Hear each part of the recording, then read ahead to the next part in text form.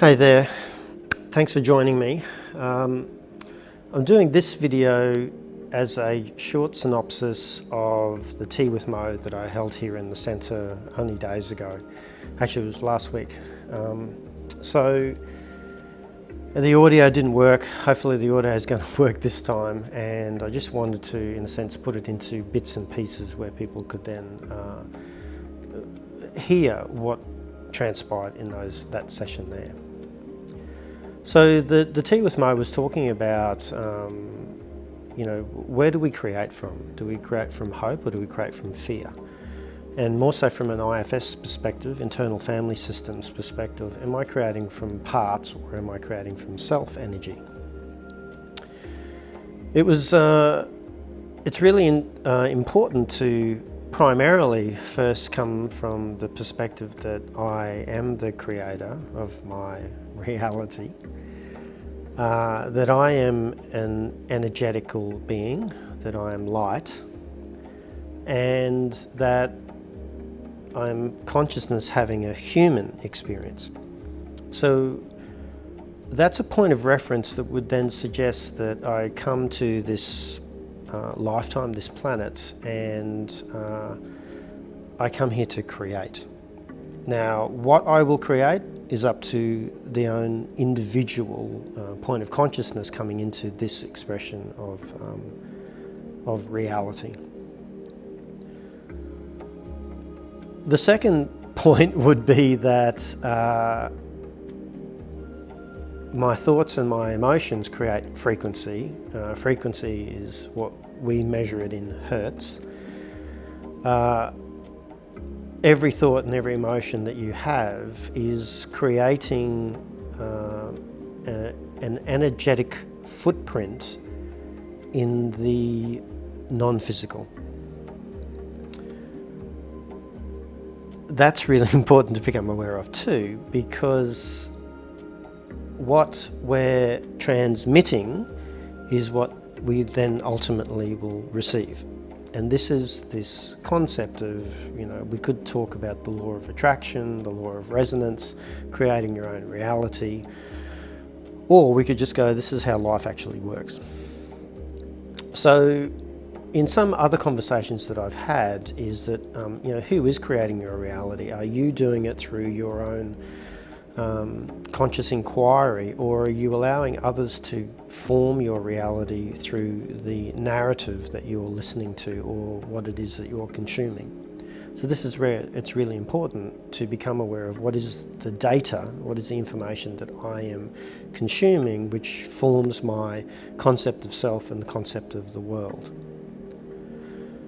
So that will then inform what you then transmit into your days, into your non-physical, into the non-physical. The unified field of consciousness could be a way of describing it. So what we then transmit, in this human form, is this mind-body, which has thoughts and emotions. And this is how we then operate and go through our days and our lives. We meet somebody, we're looking at them, we're looking at the data around us, and it's impacting our neuroception, our thoughts, our beliefs, our memories that we've had around other experiences. And then in a split second, and probably even quicker than that, we're then either reacting or responding to that person, that environment.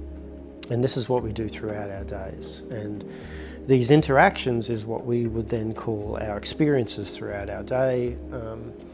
If we are labeling our experiences through the mind, some experiences will be good and some will be bad. And then we then weigh up how many good experiences have I had versus bad experiences. And that will then determine if we've had a good day or a bad day. That's how the reactive unconscious mind, in a sense, works, or the default mode network. It's looking at this information based on safety and survival into how I will then react, respond. So that way of thinking puts me, in a sense, behind the eight ball, puts me in a reactive space where I've got this environment around me that I'm surveying for threat, and hoping that I'll get out of this as well as I can. So I then react to my environment. What we teach within the courses that we do, the book, Art of Intentional Living, listening to Tea with Mo, the conversations that we have here is that we're moving away from noticing how the mind, body wants to react, and we're responding. So as we start to move to then responding, we then create a whole different set of parameters of how we then create from that moment. Okay. When we start to respond, what we then start to notice is that the environment responds to us. It's not just us reacting or responding to the environment and getting out of this or through it as best as I can throughout the day. It's this biofeedback that is happening with the environment, with life, our reality, and then how that plays out in the next moments that are then placed upon your path. You then start to move into this space where, rather than us reacting to our environment is responding to us. And that's a very different mindset. Shifts me out of victimhood, and also where it shifts me out of being the victim, it also shifts me out being the perpetrator, because the victim and perpetrator, they're encapsulated and held together with guilt, I believe. So that's an experience. What it does is it puts me into a space where I connect with life. And so then I and life are one. Of course it's going to respond to me. Like the cells in my body are one with the body. So there's this biofeedback, there's this communication, this conversation that's happening throughout it. We also have, I am a cell in the larger part of cells of life, and it's responding to me and I'm responding to it. And if I can see it as a part of that, externally, can I also start to see that as a part of this system internally?